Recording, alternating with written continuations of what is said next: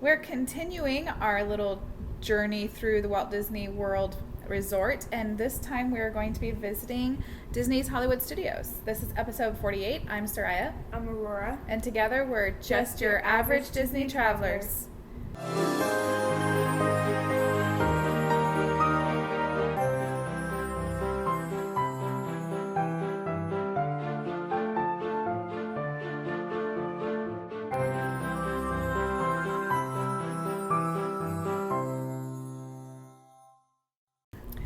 Alright, so we've done Magic Kingdom, we've done Epcot, and now we're at Disney's Hollywood Studios.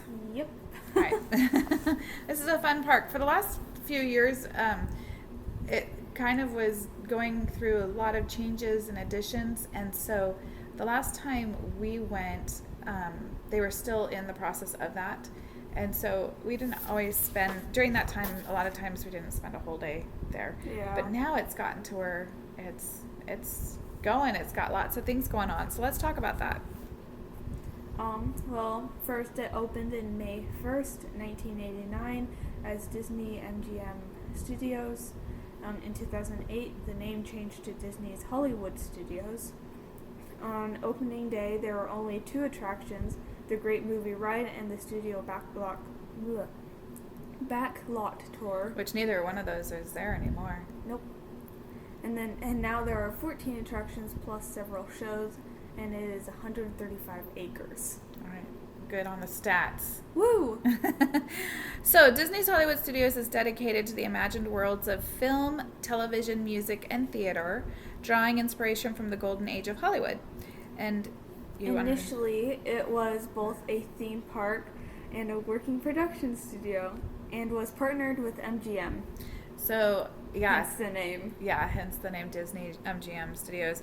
And so that's kind of cool. Back then, it was, I mean, they would actively film stuff, and so it wasn't just a theme park. That's pretty cool. And I mean, I think that they did that still for quite a while. Even within the last few years, I thought that they've done some filming there, but I think they've been getting away from that.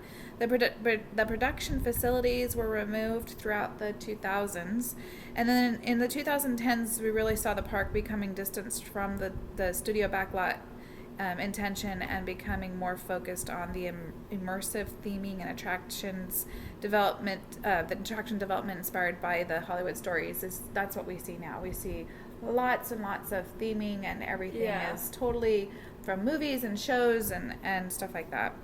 So the icon originally was the Eiffel Tower, which I think is kind of funny. And it was a water tower that had Mickey ears on it, and that was located in the back lot. And you could see it when you went on the backlot tour, which is kind of a weird location. But that was what they used for a lot of their symbols for that park. But then, do you want to talk about some of the changes that they went through? Yeah. In 2001, a huge sorcerer's hat was placed at the end of Hollywood Boulevard, and though it was always intended to be temporary, it became the new icon of the park. In 2015, the sorcerer's hat was removed, and the Eiffel Tower is also no longer there. Currently, the icon is not clear. Some say it's the Hollywood Tower of Terror. I forgot the last part of that. Sorry. And some say it's the Chinese Theater. The Chinese Theater is in the proper location to be the icon, and it's what you look at as you enter the park and walk down Hollywood Boulevard. But Tower of Terror is used more and tends to be more recognizable. Yeah, and so you see both, like, people talk about both, because that all the other parks, their main icon is right there in the center when you enter, and so that's... Except for the Eiffel Tower. Except for the Eiffel Tower which was the original one. Yeah, that's true. But then when they had the sorcerer's hat, it was right in front of the Chinese Theater. I'm sorry about the dog barking again. We're right by that window, dang it. I honestly always thought it was the Tower of Terror. Even when they had the sorcerer's hat? Yeah. Because they always put, I mean, I might have just forgotten it, but just for the past few years, I just was Yeah, like, the past few years they haven't had the sorcerer's hat. I'm saying Yeah. this that from what I can remember, which is the past few years. I can get behind both. I think either one. I don't think Disney's ever come out to really say, but I mean, I think it feels, well, I guess we should look at some of the logos and see what they put on there. I mean, I've even seen sometimes on the logos, it's just like the film, you know, the film projector thingy standing on its tripod. But you can just see from everywhere. That's true. I mean, you can see it from other parks. Exactly. You can, it's very iconic. It has its own movie, which that's fits true. The That's Hollywood true too. Studios theme. That's true. Yep, that's true. Anyways, so that's about the icon. So in 2018, it's funny, I didn't see anything about any numbers for 2019. All the other parks that I've been getting numbers on, they showed the 2019 numbers, but in this one they didn't. So the 2018 numbers for Disney's Hollywood Studios, there were 11.258 million guests, and that made them that park the 5th most visited theme park in North America and the 9th most visited in the world. There are 7 areas: Hollywood Boulevard, Echo Lake, Grand Avenue, Star Wars Galaxy's Edge, Toy Story Land, Animation Courtyard, and Sunset Boulevard. Yeah, and it's funny because with this park, I've never really thought about them as different areas or lands ever. I mean, except for the Toy Story Land. Been to Star Wars Galaxy's Edge there. No, not at Disney World yet. But I can imagine that will also feel like a complete. Just like Disneyland's is. And so those are obviously, I consider their areas, and even Sunset Boulevard, because I feel like that was kind of off to the side, but the rest kind of blended together, and they also don't have a ton of attractions in them to make them really stand out. I mean, if you not Fantasyland, Magic Kingdom, or like Disneyland Park, all like the attractions fit the theme of that land. Like they're pretty good about that. Yeah, like Adventureland has Jungle Cruise right. and Indiana Jones. Right, yeah. And like just like sort of the more wildy. Yeah, the Tarzan treehouse. And, like more of that kind of theme. But like, there's not many attractions, and then even then the attractions there, like in Hollywood Studios, it's kind of has the same was like feel. Echo Lake. I had to actually look up and see, which attractions are considered part of Echo Lake. I didn't even realize Echo Lake was a whole area. I mean, I knew Echo Lake was there, but I didn't realize it was considered the name of a whole area that included attractions and restaurants and things like that. And same with Grand Avenue. I would never, if you said, oh, it's over at Grand Avenue, I have no idea where Grand Avenue is. I mean, even though if you say, oh, it's over the Muppets, now, yes, I know where it is. And so, and also the other thing was Echo Lake included like the Commissary Lane, which almost is treated like on its own location. So it's kind of, to me, it was just a little interesting to actually look down and see how they categorize the different areas and where the boundaries were and everything. So yeah, anyways, but all right, so there is a ton of live entertainment in this park. And I mean, most of the parks, all the parks have some element of live entertainment, but definitely the most is going to be found here in the Disney's Hollywood Studios, especially if you're counting the actual sit down stage shows, live performances. And so, although some of these aren't sit down, but for the most part. So here's a list of them. There's The Beauty and the Beast, which is a nice, long, Broadway-style musical. It's like almost an hour. It is in a covered stadium-type theater seating, but it is open air. So if it's hot or cold, you're going to have some of that, but it is shaded. Voyage of the Little Mermaid, not as long. I don't remember. It was probably like 20 or 30 minutes. I can't remember exactly how long. Kind of short. It's pretty well done, but I have to say I do prefer the Beauty and the Beast one to the Voyage of the Little Mermaid. But it is still well done. It's all indoors, and that's nice. Air conditioning. Yeah. It's a much smaller theater too, though. But that's probably fine because the crowds aren't quite as big for that one. Indiana Jones Epic Stunt Spectacular. That's a really fun one. That's another it's also outdoor. A mouthful. It is a mouthful. I know. I don't know why so many of their attractions and shows have these big, long, tongue-twisting names that totally, I swear they do it on purpose just to get everyone all messed up. But anyways, that's another one that's really fun outdoors, covered, so you're shaded, but you are open air. But that's a really great one. And for the first time in forever, a Frozen sing-along. Now, this is an indoor one, and I have to say we've not done this one. Nope. I think of all of these, this is the only one I've never really done anything with. And I want to, actually, because I keep hearing really good things about it. I think what happened was the times that we've gone, first when Frozen was super, super, super hot, we were kind of getting frozened out. And so when you were younger, we did a lot of the Frozen things, but I don't think that was around then. And then when it was around, we were kind of getting tired of the Frozen thing. And now I'd really like to go back and do it. I hear such good things about it, so it's worth checking out. And that's a live one. It's not just a movie. So I hear it's really entertaining.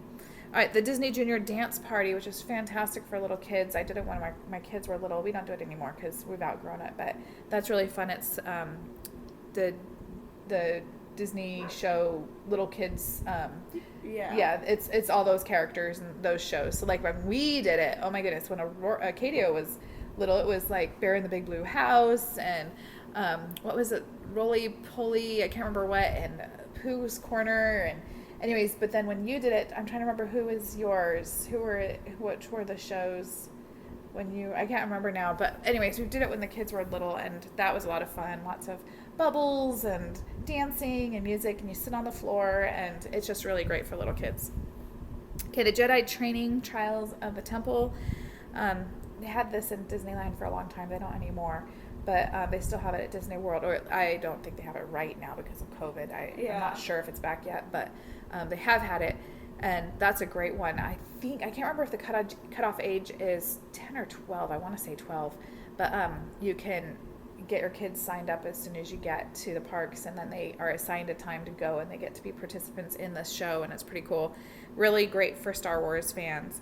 And then last of all the Streetmosphere, Citizens of Hollywood, the characters you see as you're going down like Hollywood Boulevard, and they're in costume and in character, and they are fun to interact with. They have this also over at California Adventure Park. In that park, they'll have the same type of Streetmosphere. But anyways, all right, so that's a list of the current live entertainment. I think I got it all. I might have missed one or two. It's kind of hard right now because some things aren't going and some things are coming back. And anyways, but I'm pretty sure I got them all. Okie dokie. So, what do you want me to start again with the favorites like last week, or do you want to do it? I am good either way. Okay. All right. Well, I'll start because, like I said, sometimes that helps you remember more. Yeah. Okie dokie. I have to say, in the history of eating at Hollywood Studios for us has not always been fantastic. I will say that. We've never had, or at least we for a long time didn't have super strong positive experiences, and the experiences we did have were not so good. And we even would sometimes hop from that park over to Epcot because they're pretty close together to eat, and then go back to do more stuff at Hollywood because the food just wasn't that great. It didn't used to be. But it has improved significantly. And the last several times we've eaten, there have been way better, both quick service and table service. I still don't feel like I have a ton of favorites, especially in the quick service area, but I will name the one that stands out to me the most. I don't know if you remember, we ate at Woody's Lunchbox in Toy Story Land. I kind of remember that. I don't remember the food, but I remember eating there. Well, I remember you and I shared a grilled cheese sandwich from there. And they also had those Baby Bell cheese that you love. Oh, yeah. Anyways, but that was way back when mobile ordering was first starting out. Was one of the places that had it, thank goodness, because it's kind of at the time, I'm not sure how they're doing it now, but it was kind of a chaotic, crazy, crowded place. But having mobile order really helped, and we used that, and we got that the grilled cheese, and it was so big that both halves were almost the size of a full sandwich, so it was perfect for us. And anyways, it was really tasty. There hadn't been a lot of seating there. I think they added some during COVID, and I'm not sure if it's still there, but that was a little bit of a pain. And there isn't a lot of shade in Toy Story Land either, so there's that issue to deal with. It's all outdoors, but other than that, it was really good food, and I'd absolutely go back again. I have heard that there's these some nachos, I think, I don't know, some breakfast tater tot nacho thing that I want to try sometime if we're there for breakfast. Yeah, so there's some, I've heard there's some other really good stuff, but we had the grilled cheese and it was really good. Yeah. We're grilled cheese fans. What do you remember, or can you think of any quick service? That's the only thing I can think of. Now that I brought it up. Yeah. And that's fair because we really haven't done a lot of quick service there because, like I said, our history there wasn't good. I know I have had some, like going with other people, that had been better than we had before when we went as a family. And so we need to give it another chance going to some of these other places. I know you and I had like some chicken fingers over at, I'm trying to remember which place it was, if it was the Backlot Express or something like that during our last trip, but it wasn't anything that totally stood out. It wasn't bad, but yeah, I would say for sure Woody's Lunchbox is my favorite for so far right now. Yeah. Okay, so table service is a little bit better because more recently we have done more of that, and I am going to go with 50's Primetime Cafe. Do you remember that one? I do remember that one. Do you remember how fun the waitress and all their rules, and you can't have your phone at the table, and putting your elbows on the table, and you have to eat all your vegetables, and it was fun. Yeah. Really, I liked the food. It's kind of home favorite meal type foods, they have it's kind of like a diner food, but also just like your feel good comfort foods there. Yeah. But the best part is just the atmosphere, the style and everything. It's a little bit tight, I felt like, because it feels like it's almost like they try to create a dining room for every family, and there's just not but they're kind of, it just feels like that because there's a lot of kind of walls or dividers and things that kind of separate you, and so that makes each space a little bit tight, and you're sitting around a table like a dining room table or something, or a kitchen breakfast nook table or something like that, but it's basically totally, you're supposed to be at home, but they're going to treat you like family, and so they'll yell at you to get your elbows off the table, and if you don't eat your vegetables, they won't let you have your dessert, and they'll stand you in the corner if you're, like and of course, the cast members are always great about feeding off of, if you're playing along with them, they're totally going to play along with you, and if you're just not having it, then they'll ease up a little bit, but I like the atmosphere. I think it's a lot of fun. It makes it kind of, you feel like you're just in a story kind of almost in of itself. It's fun. What about you? What's your favorite table service there? Mine is, I forgot the exact name, but something like Sci-Fi Drive-In. Yes, the Sci-Fi, I think it's Dine-In, but Sci-Fi Dine-In. Tell us about that one. What do you remember about it? What do you like about it? It was really dark. Yep. Do you know why? So we can see the screen. So basically they're kind of playing like little sci-fi, little clips sort of thing, like old sci-fi. And do you remember how the tables were? Yeah, they're like little cars. Like it was like kind of like a it was totally set up as a drive-in. Yeah. So you go inside, it's indoors, but once you get in there where you're seated, it feels like you're outdoors at a drive-in theater.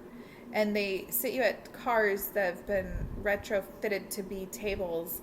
And it does mean that most of the cars, some of them are sideways, but most of them, instead of being sitting around the table looking at each other, it's like you're sitting in a car. So you'll have like 2 or 3 people in the front row, or and a couple people in the row behind. It's a bit harder to talk with each other. That's true. Unless you happen to get one of the ones that actually they face sideways towards each other. Yeah. But most of them face like a row back to right behind each other because you're all looking at the screen. It's as if you literally were in a car and then eating your meal. And they did have good food. I remember we got milkshakes, I think, with our meals there. Sounds familiar. They had burgers and stuff. But anyways, it's a fun atmosphere.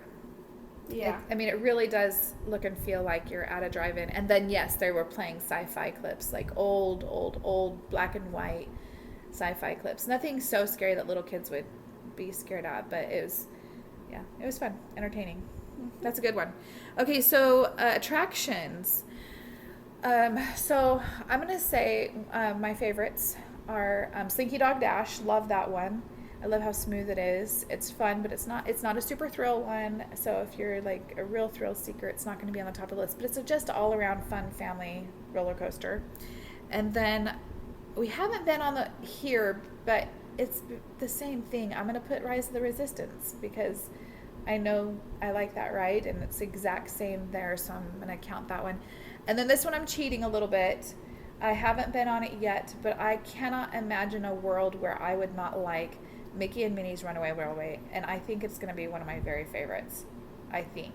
We'll see when we go on it. Doesn't matter. It's going to be like your least favorite when you go on. I'm a little nervous about it because I hear there is a little bit of spinning involved. But I'm hoping that it'll be okay because it's the only ride, the only attraction that is totally focused on Mickey and Minnie. And so I can't not like it.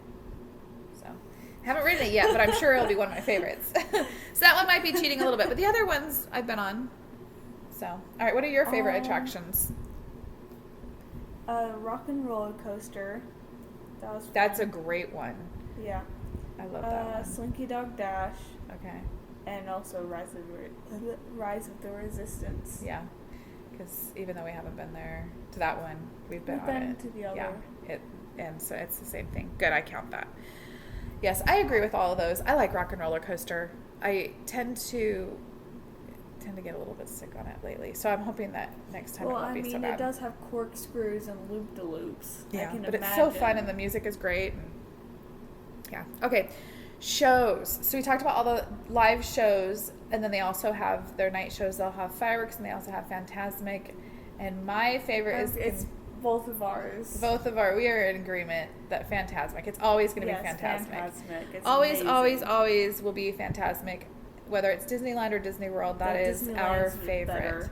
Disneyland's is better, but Disney World does have the theater. It does, yeah. The seating, which is great and comfortable. Well, more comfortable than on the ground.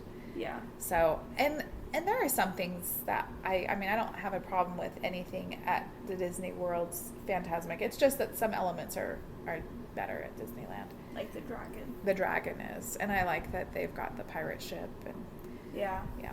So, but yeah, I would still say Fantasmic at Disney World. That would always be my favorite show. I do really want to try that Frozen sing-along. I think I would like it, but it still could not possibly beat out Fantasmic. I'm always baffled by people who that's not their favorite.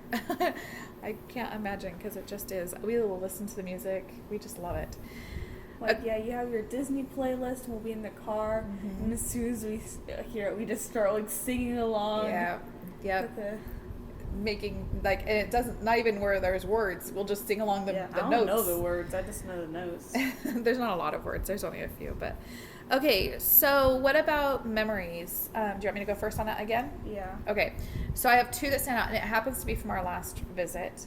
And it happens, one of them is related to Fantasmic, the dessert party we did. That was really good. We need to do that again. I agree. I totally agree. Let's just do it every single time. I want to. As long as they have it and we can do it, I want to do it. It was a great experience. We really had a fun time. The dessert was great. The desserts were great, but they had macaroons. They did, yeah. So the desserts really were great. They were tasty. There was plenty. We both brought home stuff back to the hotel because we couldn't finish it all. It was really great, but it also was just so relaxing to get there early and get really, really good seating and to just enjoy it. And, the drinks were nice. The drinks were nice, and they had fun cups that were collectibles that we got to keep. Yeah, we got to keep the cups. Yeah. So anyways, yeah, for sure that is one of my favorite memories. And the other one is from the same trip when we were at the Indiana Jones Stunts Spectacular, and your Uncle Lucas, my brother-in-law, got picked to be in the show. But it wasn't even just that he was in the show. The thing was how he got, why they picked him. Do you remember how I don't remember any of this. He took my sister's sparkly purple Minnie Mouse ears and wore them and started just jumping up and down and waving his arms and with these sparkly purple ears. And of course they picked him because he was just being so silly and funny. It just stood out. But yeah, that was awesome. He didn't wear the ears during the show though, because they put you in your costume and tell you what to do, and so he didn't wear them during it, but he wore them to get picked. Yeah. Do you have what's your favorite experience or memory? I think this is at Disneyland. No, I think it happened both. It's supposed to be from Hollywood Studios. I'm saying, I think it happened in both places.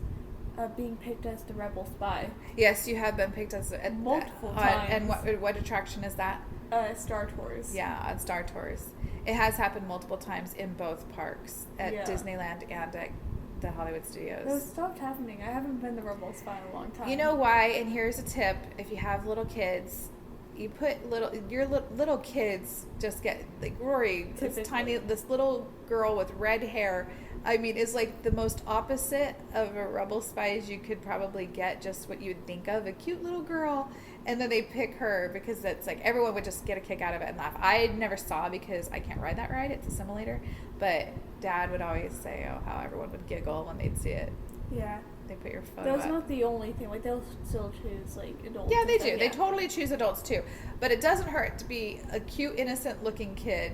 And the other tip for that ride is don't put your 3D glasses on until they tell you to, because if they're picking a rebel spy, they usually will pick someone who has not put their glasses on yet, because they're going to take a photo and show it, and they don't want you wearing your glasses.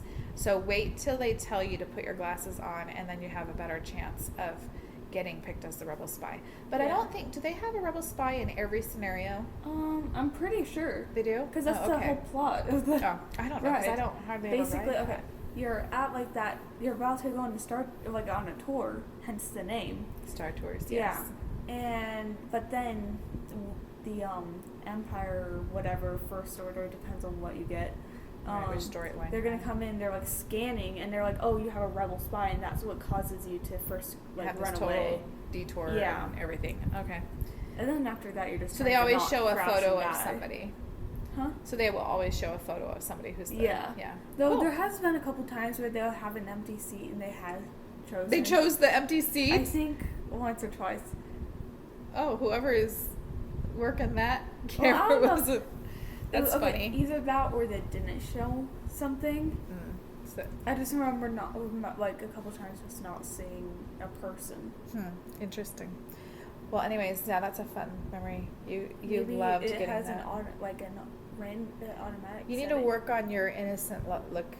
Absolutely not. Well, that's why you don't get picked anymore. They're like, oh, she's an ornery teenager. Well, of course she's a rebel spy, so we need to pick somebody else. It won't be as funny.